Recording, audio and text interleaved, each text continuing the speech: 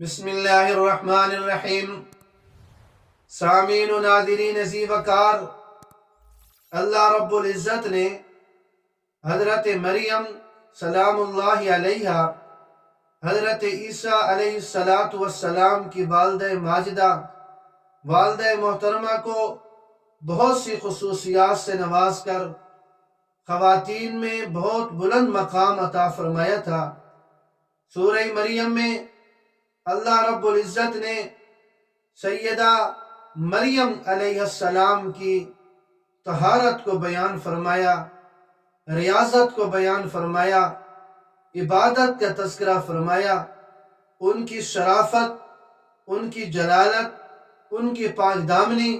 ان کی عفت، ان کی عصمت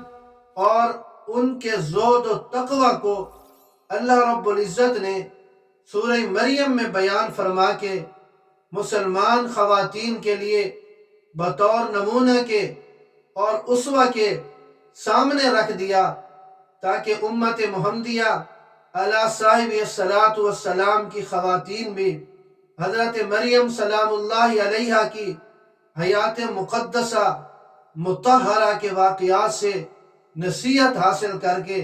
اپنی اصلاح کی تدابیر اختیار کر سکیں۔ ان کی عبادت اور ان کا زہد اور تقوی، ان کی پاک دامنی وہ خواتین کے لیے بھی اور مردوں کے لیے بھی یکساں طور پر نمونہ ہے۔ آج مرد حضرات بھی عبادت میں اور نماز میں سستی کرتے ہیں، اور خواتین کی سستی کا تو کیا کہنا۔ تو سیدہ مریم سلام اللہ علیہا کی عبادت کی ایک جھلک کہ رب کے حضور وہ کس طرح سجدہ ریز ہوتی تھیں، ایک مختصر اور چھوٹی سی جھلک آپ کی خدمت میں پیش کرنے لگا ہوں۔ کتابوں میں لکھا ہے کہ حضرت مریم سلام اللہ علیہا بیت المقدس کے حجرے میں شب و روز عبادت میں مشغول رہتی تھیں، اور اس کے ساتھ ساتھ اپنی باری آنے پر مسجد اقصیٰ کی خدمت کا فریضہ بھی سر انجام دیتی تھی، اور آپ کی عبادت اور نیکی بنی اسرائیل میں ضرب المثل بن چکی تھی۔ مثالیں دی جاتی تھیں حضرت مریم سلام اللہ علیہا کی عبادت کی اور نیکی کی، اور اسی طرح آپ کی ریاضت اور تقوی، اس کی بھی مثالیں دی جاتی تھیں۔ اور ان کی عبادت کے متعلق امام مجاہد رحمۃ اللہ علیہ فرماتی ہیں کہ حضرت مریم سلام اللہ علیہا نماز میں اتنا طویل قیام فرماتی تھی کہ حضرت مریم سلام اللہ علیہا کے دونوں ٹخنوں پر ورم آ جاتا تھا۔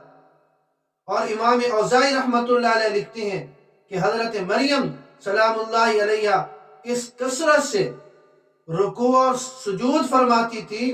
کہ آپ کے دونوں پاؤں میں زرد پانی اتر آیا تھا۔ تو یہ ہے ایک خاتون کی عبادت کا حال۔ آج ہم اپنے گریبان میں بھی جھانکیں، مرد بھی دیکھیں اور خواتین بھی اپنے اندر دیکھیں کہ ہم اللہ کے حضور کیسے سجدہ ریز ہوتے ہیں، ہم کس حد تک عبادت کرتے ہیں۔ ہم جان چھڑانے کے لیے جلدی جلدی نماز سے فارغ ہونے کی کوشش کرتے ہیں، تو ہم حضرت مریم سلام اللہ علیہا کی زندگی کو سامنے رکھ کے، ان کے واقعات کو سامنے رکھ کے اس سے کچھ سبق حاصل کریں۔ اللہ رب العزت مجھے اور آپ سب کو دین کی سمجھ نصیب فرمائے۔